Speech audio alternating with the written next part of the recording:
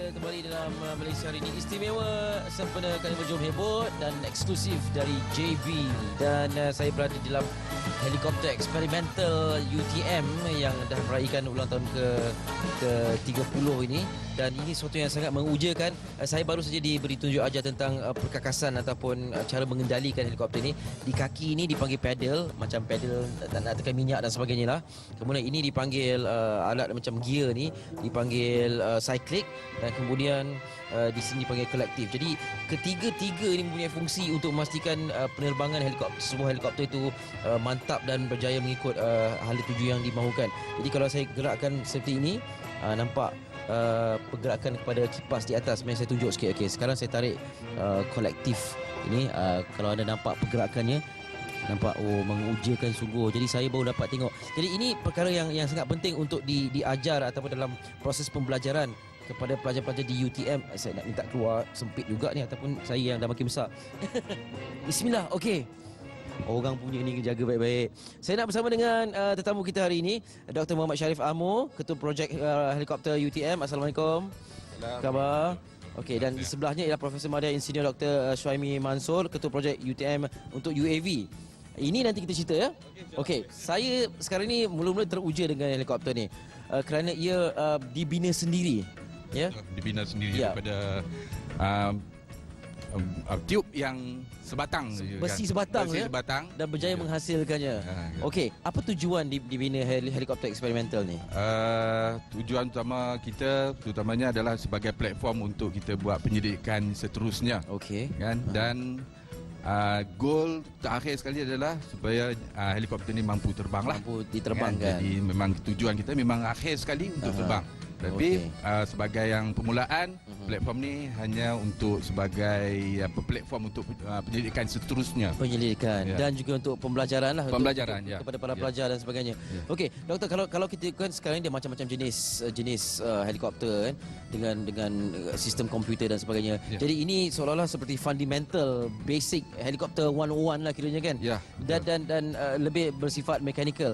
Dari segi pembinaannya dibuat kajian sendiri jugalah ya. Ya, betul. Kita melibatkan pelajar tahun akhir dan juga pensyarah-pensyarah daripada bidang aeronautics bersama dengan technician yang ada pengalaman mengendalikan mesin-mesin di UTM.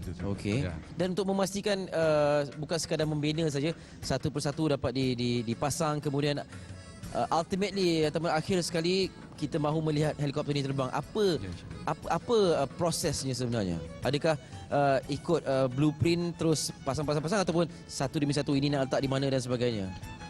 Kalau kita dapat blueprint, kita boleh terus buat pasang kan? Dan terbang. Tetapi harus diingat dalam blueprint ni dia tidak beri maklumat 100%. Okey. Jadi dia tak bagi. So yang mana tak ada tu kita kena fikir, design, kemudian kita buat analisa, kemudian baru kita buat production.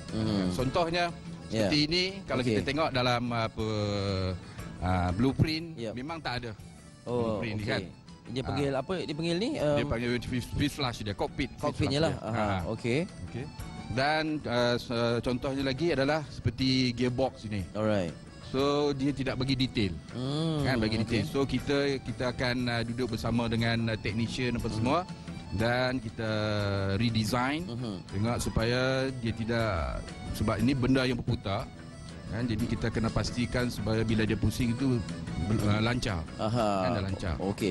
Banyak perkara kena dibuat penyelidikan dan kajian juga ya. Dan saya difahamkan hanya enjin dan juga kipas blade ni saja yang memang kita beli. Yang lain semua posisi nak letak di mana, radiator nak letak di mana dan sebagainya dibuat kajian sendiri. Buat kajian sendiri di UTM. Cukup menarik. Dan saya difahamkan ada perkara-perkara yang perlu ditambah baik, seperti yang timing belt ni ya. Timing belt. Pada mulanya kita tidak menyangka akan menimbul masalah. Kan dari segi penghantaran kuasa daripada enjin kepada puli, di mana puli ini akan terus memutarkan main blade ini. Kan? So bila projek semua dah siap, komponen semua dah siap, jadi bila buat test run, Jadi kita dapati bahawa belting system ini tak mampu membawa kuasa yang dihasilkan oleh enjin ni Okey.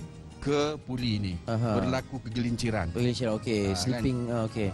So maknanya kita kena buat improvement pada bahagian ini. So satu cara adalah kita gantikan belting ni dengan belting yang ada gigi. Yang bergigi. Tooth, dia panggil tooth belt. Tooth belt kan. Okey. Dan bila kita gantikan dengan tooth belt ni, ini bermakna kita juga perlu redesign dia punya puli ni yang perlu ada gigi kan, atas dan bawah. Okey, sikit saja doktor, bila kadang-kadang bila kita buat kajian mungkin natijah sebelum kita membina atau membuat perkakasan atau komponen-komponen ini supaya kita tahu efek nanti tidak apa ni sesuai ataupun sesuai menerusi sistem komputer dan sebagainya. Jadi macam ini dah buat dulu baru nampak tak sesuai. Ada sebarang teknologi untuk macam kita design kemudian ni mungkin dari segi calculation dan sebagainya dalam sistem komputer tu kata jangan buat macam ni, kena tambah gigi dan sebagainya. Atau memang kena eksperimen macam ni, trial and error. Dari segi teori, dia kalau kita buat teori ni kita nampak macam 100% perfect. Kan? Tapi masalah tu kan timbul apabila kita buat eksperimen. Sebab tu perlunya eksperimen tu, kan? Jadi macam komponen-komponen yang dihasilkan ni semua kita buat ujian dulu.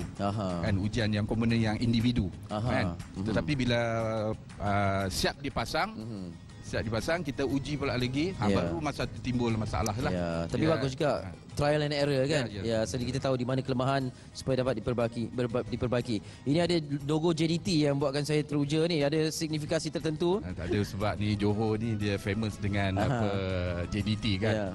Jadi kita ambil simpanan itulah untuk bagi famouskan JDT. Okey, baik doktor, terima kasih banyak-banyak Dr. Sharif. Saya nak bersama dengan ini yang lebih advance sikitlah. Ini UAV yang sekarang dengan teknologi drone dan sebagainya, Dr. Syuaimi nak ceritakan kajian tentang UAV ini untuk apa di UTM? Ada sebarang manfaat atau masih dalam penyelidikan? Sebenarnya ini berbeza daripada Dr. Sharif itulah. Ini untuk commercialization. Untuk okey, baik. Kita telah gunakan untuk inilah pemantauan.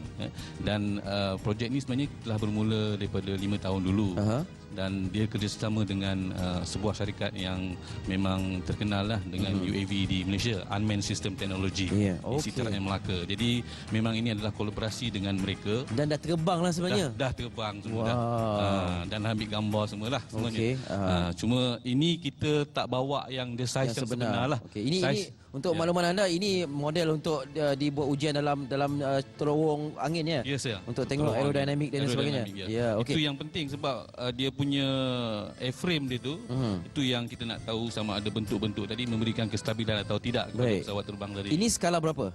Ini skala 1.5. Umumnya besar lagi 5 kali ganda lah. Kira dua kali tinggi kita ni lah sebenarnya. Wow. Okey. Itu saiz sebenar dia dah.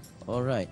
Lebih cakap tentang UAV ni. Apa perkara ini gambar lah. Okey, ini wind tunnel testing ni lah ya. Jadi kita nampak bentuk aliran daripada depan sampai belakang kan. Dan di masa yang sama kita boleh menyukat daya-daya yang bertindak kepada pesawat terbang ni. Okey. Jadi bila kita dah tahu tu baru kita tahu bagaimana nak design dia punya pengawal controller dia untuk stabilkan dia dan untuk dia terbang sendirinya. Itu yang pentingnya, dia autonomously.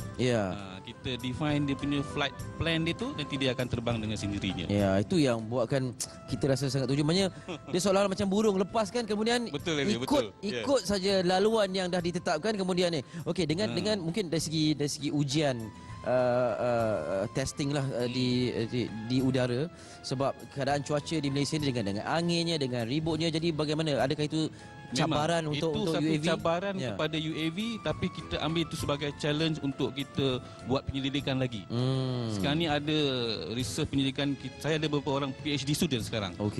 Membangunkan UAV ini dan untuk improvise di masa depan, di mana dipanggil gas insensitive, all weather.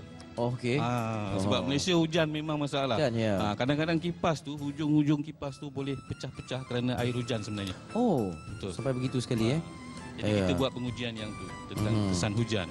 Ini ialah apabila dah dikomersialkan, maknanya dah berjaya diterbangkan, dah berjaya di berfungsi lah. Okey, kalau mungkin umum nak tahulah UAV ni Dah terbang dah bagus. Bila kita dapat tengok satu objek tu terbang, kita rasa teruja. Sekarang ni nak tahu fungsi UAV ni untuk apa sebenarnya? Okey, jadi sebenarnya kita gunakan ini untuk pemantauan. Ya. Dan untuk bergantung kepada keperluan lah. Kalau orang-orang yang memerlukan pemantauan kawasan-kawasan yang susah dimasuki manusia, ya, kita boleh buat. Dan satu lagi, kalau kawasan itu berbahaya, kita boleh juga guna UAV. Dan terutama sekali untuk defend lah pun boleh digunakan. Ya, untuk pertahanan lah ya. Okey, dan jarak daripada pusat kawalan dan membiarkan UAV ni terus berterbangan bersendirian tu berapa?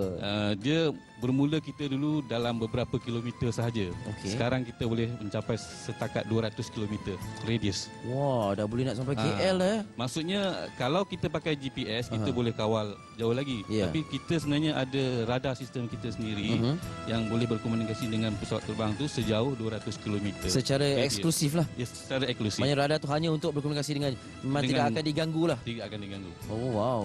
Tapi boleh diganggu lah sebenarnya. Tapi kita kena, mereka bentuk juga sistem yang imun kepada gangguan juga. Jadi masih lagi dalam kajian. Dalam kajian pendidikan lagi. Kenapalah saya tidak diberi pendarahan lebih awal? Kau tahu saya ambil bidang pengajian ni. Apa pun Cik, terima kasih banyak. Dan syabas atas kajian dan pendidikan yang dilakukan Dr. Syarif dan juga Dr.